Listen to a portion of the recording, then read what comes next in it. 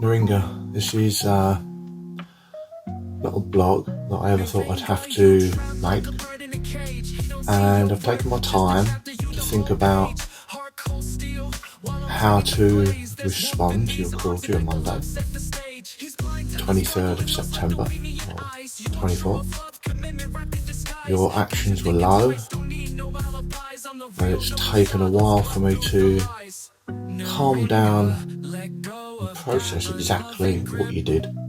I don't understand why you did it, but it's taken me a long while to try and get my head around this, because it is just totally screwed up. You messaged me quite early hours for a Sunday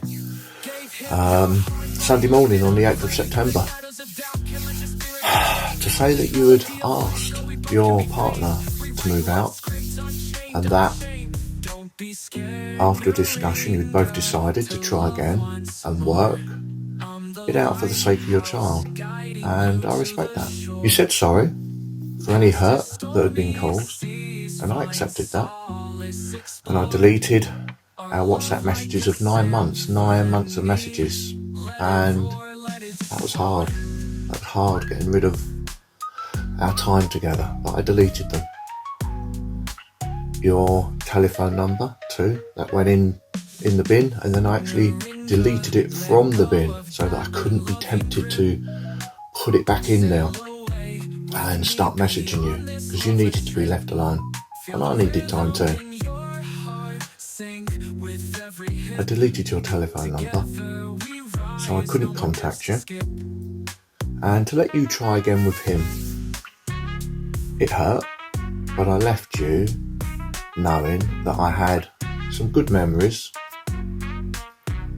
Then on the 23rd of September, you sent me a WhatsApp at 5:25 in the morning, clearly before your partner had woken up, and I had to accept it because WhatsApp only tells you there's a notification, so I had to accept it and put you back in the contact so that I could read your message. And it was a simple message designed to get my attention, and it just said SOS, and it did, and it got my attention, because I always said, regardless of whether we were together or not, I would always be there to help you. You know, if you needed to move out, I'd help you. If you needed to move on to another country, I said I'd help you. You wanted to flee the country.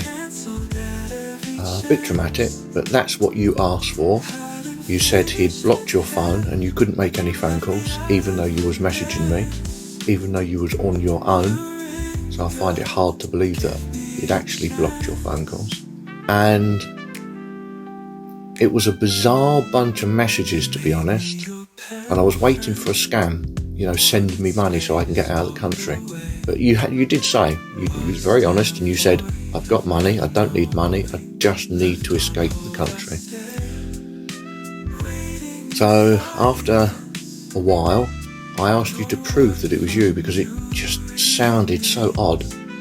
And I asked for you to send me a picture. Send me a picture of you right now. And you didn't, you phoned me. And that was evidence I needed that it was you. And we had a brief conversation. And you, of course, said that you wanted to get away and you would speak with me to plan it after you'd taken your son to school.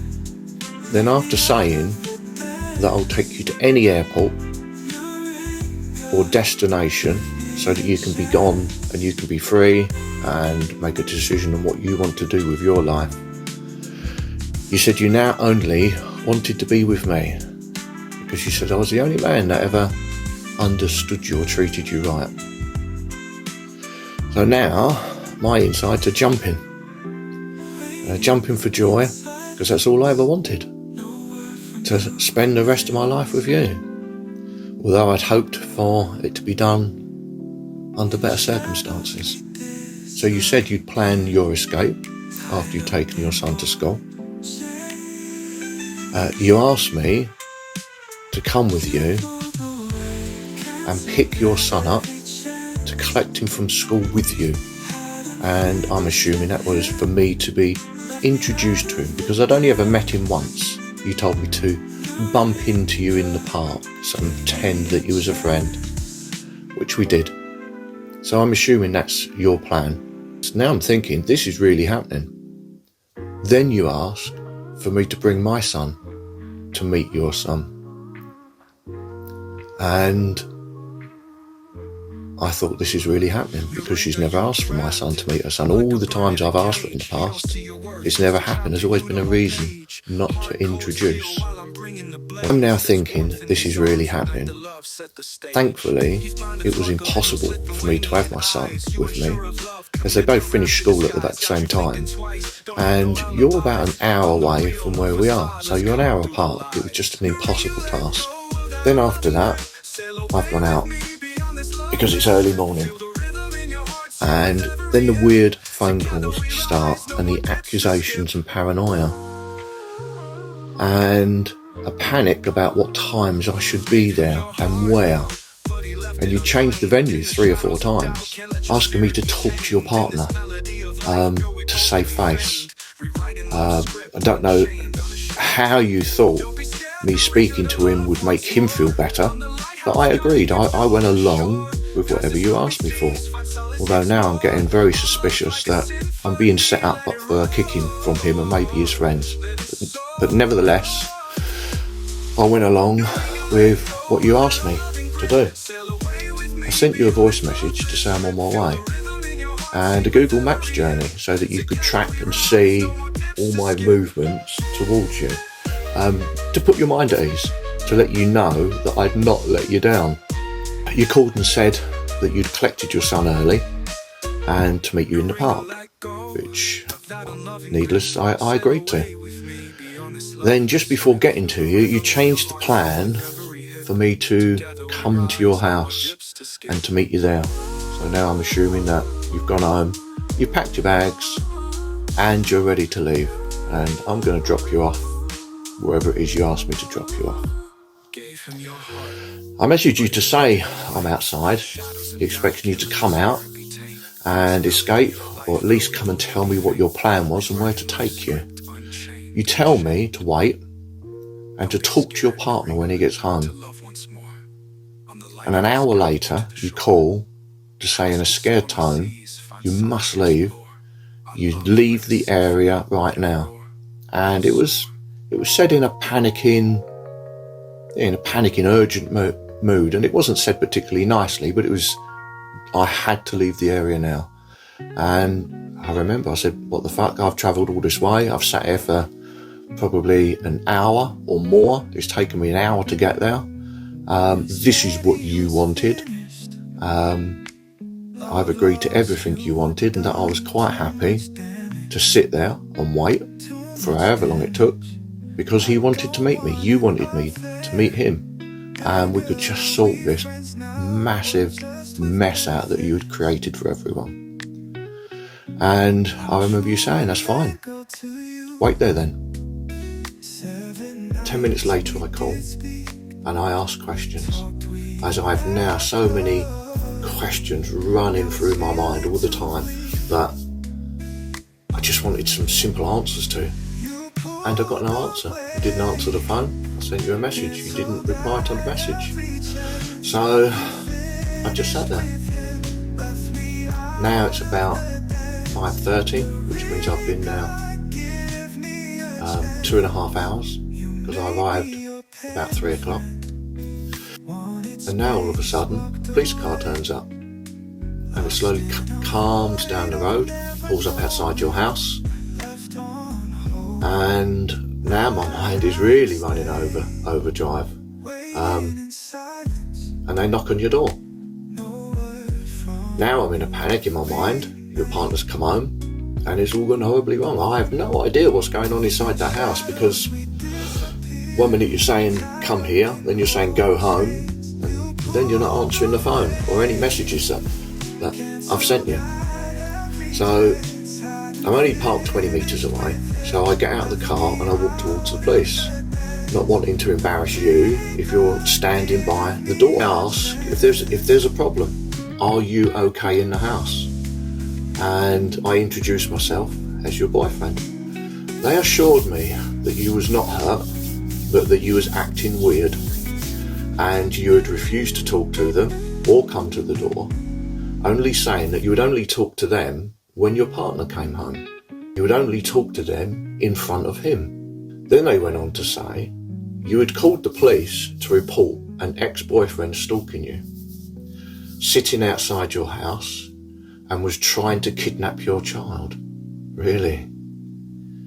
What the fuck, Neringa? Why would you make up a story like that? You always said you felt safe with me, and you knew I'd gone to any lengths to help you. And you preyed on that weakness. You preyed on my kindness. Because I'd only ever showed you love and kindness. I'd never shown you anything else but that. The police, who I have to say handled the situation amazingly, didn't judge me, and in a very polite and calm manner, and I thank them for that, because when they told me, I had images of me being cautioned, maybe arrested, maybe taken to the station, but they were cool, they were good guys. They took my details, as they should do, and I talked to them through the events of the day and why I was there, and I then showed them all the messages that you'd sent me, inviting me over, inviting my son over, and your plans to escape your partner.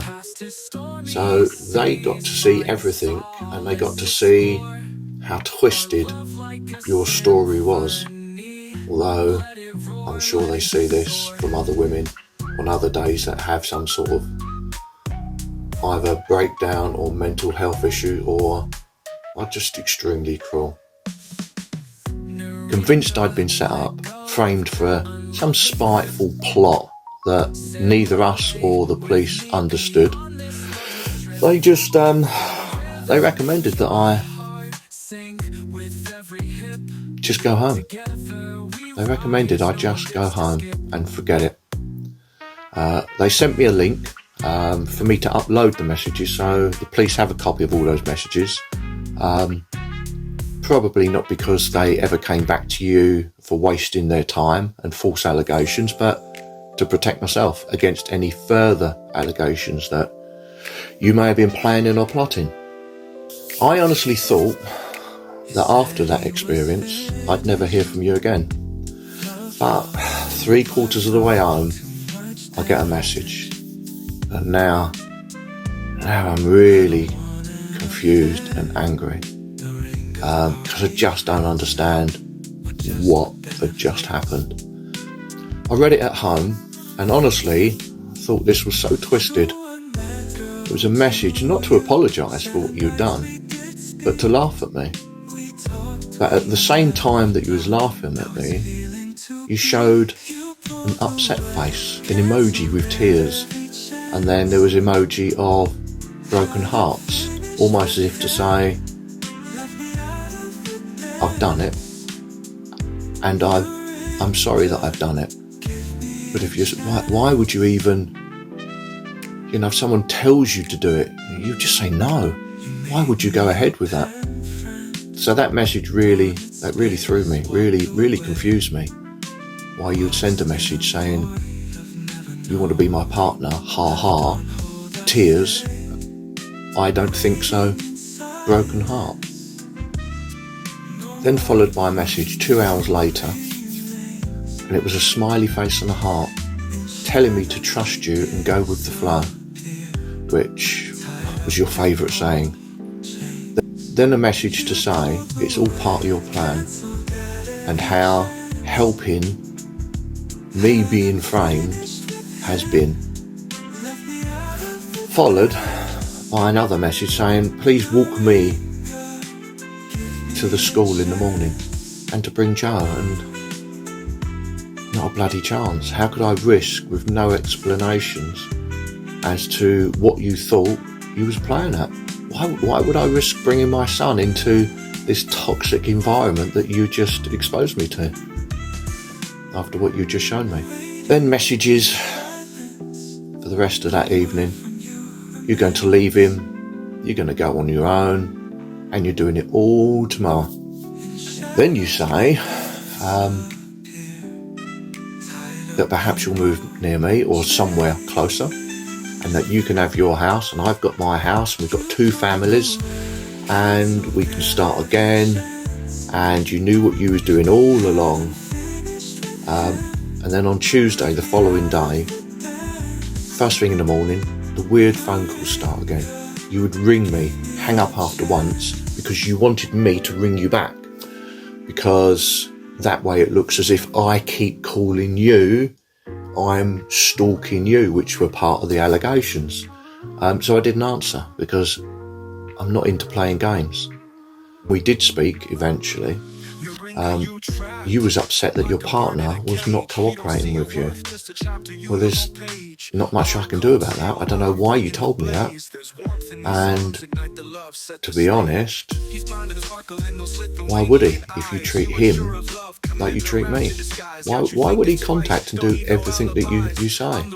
It's, you're talking about leaving a guy, or is it just to manipulate him? I don't understand it. In the evening, from out of nowhere, you tell me that your mum's arriving. And I send you a message saying I'm so happy for you, because now, if your mum is finally coming over from Lithuania, she's going to be in your home and she can support you through either your breakup, if that is your actual intention, or to patch it up with your partner, if that's your actual intention, because I'm left with two answers. But you've still not told him that you're leaving, and you haven't told your mum either. But when I ask what time she's arriving, you tell me you don't know, and that she might be tricking you. Oh, what the fuck, Neringa? Who would make up a story again to say, oh, my mum's coming, she's coming to the rescue, and then, oh, she might be tricking me? Because it's certainly not her tricking you, and certainly not your partner tricking you. It's only you tricking me. Why? Why all the game playing? Is it because I'm too simple, too naive to talk? Because you think I don't understand it, but I do. I'm just following along to see where your game's going. So then I ask, well, if you don't know what time she's coming, what's her flight number? And you don't know that either. Apparently, you know nothing. Your partner has all the details. Really? Then he's out, he's getting food, and you're paranoid he's going to steal your son. More paranoia. And it all sounds familiar, doesn't it? When I doubt you're leaving, you say, please trust me, and then you tell me that you're still here, like as if you're still here for me. And you tell me you're still here in a message with me, and a care face saying, you know I'm a man of my word. Later that Tuesday night, I sent you two messages, but they never go through because you blocked me. Wednesday morning, early-ish, you unblock me, and you call, but you hang up after 2 rings. But now I'm reluctant to call back, as when I do, you start shouting and accusing at me, almost as if someone is there to hear you in distress. As I'm now unblocked, I message you, did your mum arrive? As I'm pretty sure she didn't. And you never ever replied, and I never heard from you again. Not knowing if it's your choice not to reply, or if I've been blocked again, or why you would even dream up such a bizarre plan. I deleted everything. We hadn't talked for a while, but you messaged me, and you messaged me for help. And now nothing. I had deleted everything. We hadn't spoken for a while, and you messaged me for help, and now nothing. Why would you come back into my head after we had split? Deleted contact and not talked. Both of us moving on in our lives, trying to rebuild. You were trying to rebuild a relationship with your partner, and I was simply healing and moving on. This seems like one fucked up game you're playing, especially as you don't want me in your life. If you did, you would contact me daily and tell me your plan. This was some sort of messed up way to make me look bad, like the weird stalker boyfriend. So your partner saves face, and you save face. That's just fucked up. You still cheated on him. Taking the spotlight off of you to make me look the bad person doesn't change what you did to him and to me. If this was to protect your honour, it still doesn't. And this is my response into setting the record straight. All those that you have lied to about me, and I'm sure this is the stalker boyfriend that's stealing your child, is the story that you've told all your friends and work colleagues and family, and all done just to make you feel better. And the lies you tell of what I've done to make you look like the victim. Now, anyone can see the evidence and the truth of who you really are. Sadly, if you had been honest, as I'd begged you for so long, you wouldn't have dug this hole that you're in. If you'd been honest and said months ago you was calling it a day and making peace with your partner for the sake of your son, that's totally understandable. That I could have lived with. It would have hurt, but you can live with that. But you couldn't. You kept me on your length of string, your second choice, your option, your plan B. And I said to you from day one, communication, if we're going to have a relationship, communication is the most important thing. And you didn't. You just planned everything in your own head and schemed. And everything was go with the flow. In other words, just do as I want you to do without any thought. Instead of great memories of my beautiful Neringa, empathetic, a kind person, kind woman I first met, I'm now left with only one thought. I apologise, you don't want to hear this, but it's my response to your unnecessary action. And now I've calmed down, this is my polite response. It could have been so much worse, or so much more. You've said on several occasions when trying to manipulate the situation, ask Joe, ask my son, how would he feel about the situation that you was trying to manipulate? I ask you that now. Show your son this blog, maybe when he's a little older, he may find it when he's a little older,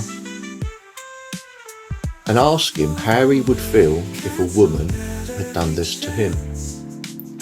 Then ask yourself, when he grows up, how would you feel? How will you feel when a woman tried to entrap and treat him like this, just for her kicks or for whatever gratification she felt like doing it? So I think you'd be pretty pissed.